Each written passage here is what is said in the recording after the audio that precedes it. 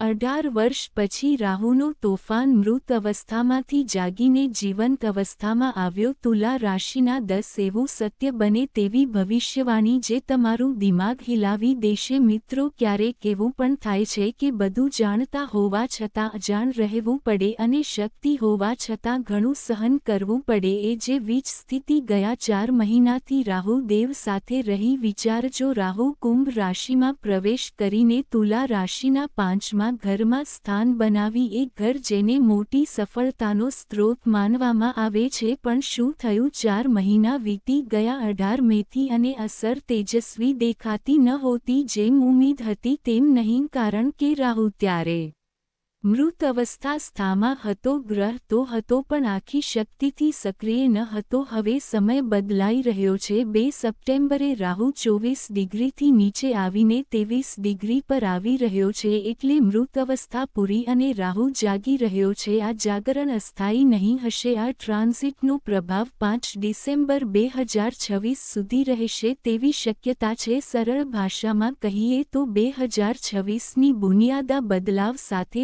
જોડાઈ રહી છે। પૂરા 18 વર્ષ પછી રાહુદેવનું એવું અદ્ભુત ગોચર થવા જઈ રહ્યું છે જે પોતે જ ખૂબ ખાસ છે। રાહુનો પ્રવેશ પોતાની જ પ્રિય રાશિ શનિની રાશિમાં થવા જઈ રહ્યો છે, અર્થાત 11મો ઘર જે કુંભ રાશિ પર છે તે પૂર્ણ થઈ ચૂક્યું છે। જ્યોતિષશાસ્ત્ર કહે છે કે આ રાશિ ઈચ્છાઓ અને મોટી આશાઓને પૂરું કરવા સાથે સંકળાયેલી હોય છે, અને રાહુથી મોટો કોઈ ગ્રહ નથી જે આપણા અંદરની ઊંડા ઈચ્છાઓને જન્મ આપે અને તેને વધારે પ્રબળ બનાવે। હવે સૌથી મહત્વપૂર્ણ છે કે આ વખતે રાહુની 3 દ્રષ્ટિઓ ખૂબ જ મહત્વ ધરાવે છે। પહેલી દ્રષ્ટિ 5મ ઘરના ભાગ્ય પર, બીજી દ્રષ્ટિ 7મ ઘરના સાથ સાથે સંબંધો પર અને ત્રીજી દ્રષ્ટિ તુલા રાશિ પર 9મ ઘરના સંદર્ભમાં પડે છે। યાદ રાખજો કે જ્યોતિષમાં બધા ગ્રહ હવા જેવા હોય છે, ક્યારેક ધીમા તો ક્યારેક તીવ્ર, પણ રાહુ ક્યારે સામાન્ય હવા નથી। આ તો તુફાન છે, અને જ્યારે આતું તુફાન ઉઠે છે ત્યારે માણસને તેની મંજિલથી ઘણા આગળ લઈ જાય છે। એ જ કારણ છે કે આવતો સમય આ રાહુ ગોચરના કારણે અનેક ક્ષેત્રોમાં ચોંકાવનારા બદલાવ લઈને આવશે। તો ચાલો મિત્રો, વિલંબ કર્યા વગર જાણીએ રાહુ જીવંત અવસ્થામાં આવવાની તે 10 મોટી સાચી થનારી ભવિષ્યવાણીઓ। પણ વિડીયોમાં આગળ વધતા પહેલા કોમેન્ટ બોક્સમાં ખરેખર મનથી લખો જય ભોળેનાથ, જય રાહુદેવ, અને વિડીયોને એક લાઇક આપો। વિડીયોને હાઇપ કરવાનું ન ભૂલો। ચેનલ પર નવા છો તો સબસ્ક્રાઇબ કરવાનું પણ જરૂર કરો। પહેલી ભવિષ્યવાણી તુલા રાશિ માટે મોટી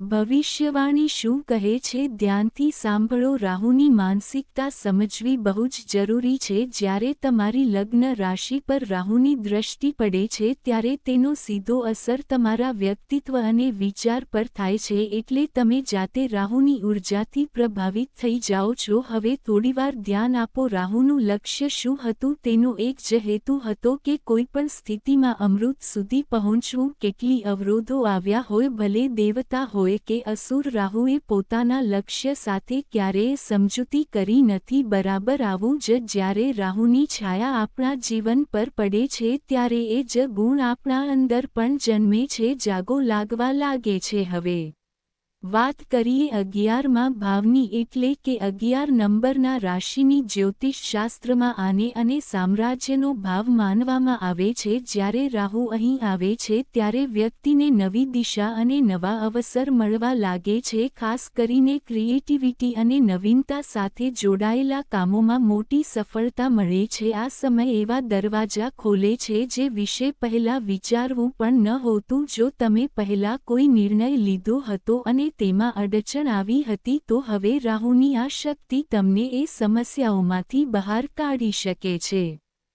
રાહુ એવી પરિસ્થિતિઓ બનાવે છે જ્યાં તમે અટકતા નથી પણ આગળ વધતા જ રહેતા હો। એક સારો મોકો મળવો શક્ય બને છે। મિત્રો, રાહુનો આ પ્રભાવ આપણને શીખવે છે કે રસ્તો જેટલો પણ મુશ્કેલ કેમ ન હોય, જો લક્ષ્ય સ્પષ્ટ હોય તો અવરોધ ટકી નથી શકતા. રાહુનું રાજ એ જ છે પોતાના વિજેતાને દરેક તમામ પૂર્ણ કરવું. બીજી ભવિષ્યવાણી તુલા રાશિના લોકો માટે. હવે જરા વિગતે સમજીએ કે રાહુની નજર ક્યાં ક્યાં પડી રહી છે અને તેનો અસર આપણને કયા રૂપમાં જોવા મળશે. સૌપ્રથમ વાત કરીએ પ્રથમ નજરની, જે નવમ ભાવ એટલે કે ભાગ્ય સ્થાને પડી રહી છે. આ સ્થાન ત્રીજી નંબરની રાશિ સાથે જોડાયેલું છે અને રાહુનો મિત્ર રાશિ પણ માની શકાય છે. હવે ધ્યાન આપો, જ્યારે રાહુની નજર ભાગ્ય ભાવ પર પડે છે તો તેનો અર્થ એ થાય છે કે જે મહેનત આપણને અત્યાર સુધી કરી છે પરંતુ ફળ અધૂરું મળ્યું છે, તેમાં હવે બદલાવ આવશે. કારણ કે આ સમયે ગુરુદેવ પણ તમારા પોતાના રાશિ પર વિરાજમાન છે અને રાહુનો પ્રભાવ પણ સક્રિય થઈ ગયો છે, એટલે મહેનત રંગ લાવશે અને ભાગ્યની દિશા બદલાશે. આ સમયે તમે જે મોટો અવસર શોધી રહ્યા છો તે અવસર ભાગ્યનો સાથ મળતા સાકાર થશે. સરળ શબ્દોમાં કહીએ તો અત્યાર સુધી જે રસ્તો બંધ લાગેતો હતો તે ધીમે ધીમે ખુલે લાગશે. નવમ ભાવ માત્ર ભાગ્યનો, આ માત્ર પિતા અને ગુરુઓનું સ્થાન જ નથી માનવામાં આવતું, પરંતુ આ સમયે પિતાજી સાથે જોડાયેલા કોઈપણ કામ પૂર્ણ થઈ શકે છે. જો તમારા કરિયરમાં કોઈ સિનિયર અધિકારી, બોસ કે મેન્ટરના કારણે અટકણ આવી રહી હતી તો હવે ત્યાંથી પણ રાહત મળે તે પૂરી શક્યતા છે. હવે આગળ વધીએ. રાહુની આગળની નજર આપણને આવક અને લાભના ભાવ સાથે જોડે છે. આ ત્રીજી ભવિષ્યવાણી છે. હવે આવે છે મિત્રો સૌથી મોટી ભવિષ્યવાણી. રાહુની સાતમી નજર સામાન્ય નથી, તે સીધા 11મા ભાવ પર બેસી જાય છે અને 11મો ભાવ મોટો લાભ, મોટા ક્ષેત્ર અને મોટા મોકો આવતા હોય છે. આ જ કારણ છે કે આ સમયમાં આપણા નફાના શક્યતાઓ વધે છે. કામકાજમાં આપણને નવી સફળતાઓ મળે છે. જે લોકો ધંધો કરે છે તેમના માટે આ સમય સમૃદ્ધિ અને વૃદ્ધિનો સંકેત આપે છે. દોસ્તો, કરોડપતિ, અરબપતિ અને ખરપતિ બનાવનાર બીજો કોણ નથી, બસ રાહુ છે. જ્યારે રાહુની નજર આવક અને નફા પર પડે છે ત્યારે જીવનમાં એકદમ નવા દરવાજા ખુલે છે. આ જ કારણ છે કે આ વખતે રાહુ ભાગ્યનો નવો અધ્યાય લખવા તૈયાર છે. હવે થોડી વિચાર કરો, જો તમે કોઈ ફેરફાર કરવાની તૈયારીમાં છો, નોકરી બદલવી છે તો હો, કોઈ નવી જગ્યાએ શિફ્ટ થવા માંગો છો કે પછી એકદમ નવો બિઝનેસ શરૂ કરવાની વિચારણા કરી રહ્યા છો, તો રાહુનો આ સમયે તમારા માટે અવસરોનો દરવાજો ખોલી ચૂક્યો છે. હવે કોઈ બંધન નથી બચ્યું. રાહુ સીમાઓ નહીં માનતો, તે સ્વતંત્ર અને મફત થઈને પોતાનો ખેલ રમી રહ્યો છે અને જ્યારે તે તમારી રાશિ પર નજર મૂકે છે તો સમજજો કે જીવનમાં મોટો ફેરફાર થવાનો છે. અને યાદ રાખજો કે તમારી રાશિના સ્વામી છે શુક્રાચાર્ય, જે મને દાનવ ગુરુ કહેવામાં આવે છે. રાહુ પણ પોતે દાનવ છે. જ્યારે બંને મળીને જોડાય છે ત્યારે કોઈ અડચણ ટકી શકતી નથી. આ સ્થિતિ આપણને સાચી દિશા આપે છે, મારા સાથે લઈને જાય છે, તે અમૃત કલશ સુધી પહોંચાડે છે જ્યાં સફળતાનું સાર છુપાયેલું છે. રાહુનો સાથ મળતા જ તે વિશ્વાસ મજબૂત થઈ જાય છે કે હવે હું ત્યાં જરૂર પહોંચીશ. રાહુની દ્રષ્ટિ ફક્ત લાભ જ નથી આપતી પણ જીવનમાં સંતુલન પણ લાવે છે. 7 નંબર રાશિ પર તેની નજર પડતા જ જે અસમંજસ લાંબા સમયથી હતો ત્યાં સમજૂતી થાય છે. આ જ રાહુ છે જેને લોકો તોફાન કહે છે. એ જ તોફાનની લહેર પર સવાર થઈને માણસ સફળતાના ઊંચા શિખર સુધી પહોંચી જાય છે. આ સમયે એક પોઝિટિવ અને શક્તિ આપનારો રાહુ આપણને મળ્યો છે, જે અમારી આમદનીની, આપણા અવસરો અને જીવનના દરેક પાસાને નવી દિશા આપનાર છે. છેલ્લી ભવિષ્યવાણી મિત્રો કહે છે કે દરેક સિક્કાના 2 પાસા હોય છે. રાહુ પણ આમાંથી એક યુઝોન્ડરિંગ નથી, તેનું એક ઉજળું પાસું આપણે જોયું છે. હવે તેના બીજા પાસાને પણ સમજીએ. રાહુની 2 સૌથી મોટી નબળાઈઓ હોય છે.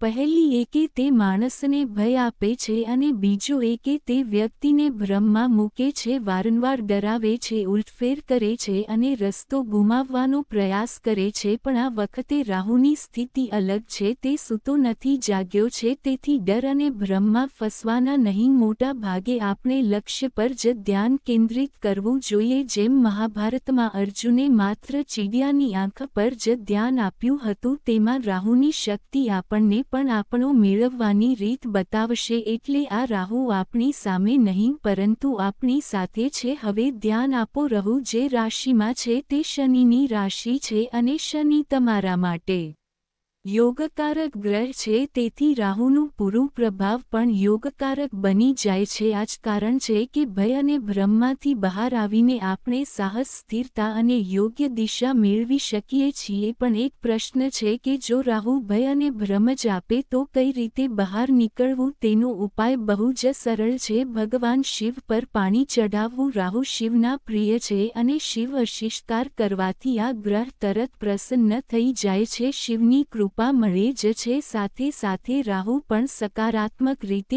અમારી તરફ કામ કરવા લાગે છે. એટલું જ નહીં, ઘરમાં રોજ દુઃખ બલાવતા રહીએ તો રાહુની નકારાત્મક છાયા દૂર થઈ જાય છે. આ સાથે એક નવી સકારાત્મક ઉર્જા, આત્મવિશ્વાસ અને ઉત્સાહ ઘરમાં અને મનમાં બંનેમાં આવી જાય છે. અને જ્યારે રાહુની નજર સીધી તમારા રાશિ પર પડે છે તો તમે અનુભવો છો કે તમારા અંદર એક નવો આત્મવિશ્વાસ જગે છે. ભૂલ થઈ ગઈ છે તે આત્મવિશ્વાસ જે રોગ, સમસ્યા અને મુશ્કેલીઓમાંથી બહાર કાઢે છે. રાહુની આ ચાલ તમારા જીવનને નકારાત્મકતાથી નહીં પરંતુ સકારાત્મક ઉર્જાથી ભરતું કરે છે. એટલે કે આ સમયે રાહુનો ગ્રહવર્તન તમારા માટે બહુ જ શુભ અને પરિણામદાયક છે. બીજા ગ્રહોના સાથ મળ્યા જ છે. હવે આ છાયા ગ્રહનો સાથ પણ તમારા સાથે છે જે ઘણી વખત ઉલટફેર કરે છે પણ આ વખતે તમને સફળતા તરફ ધકેલી રહ્યો છે.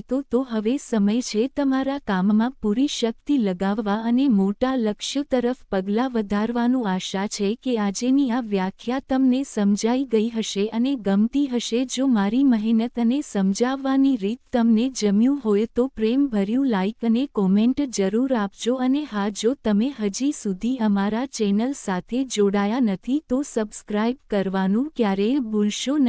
ફરીથી એક વખત તમારું સૌને ખૂબ ખૂબ શુભકામનાઓ.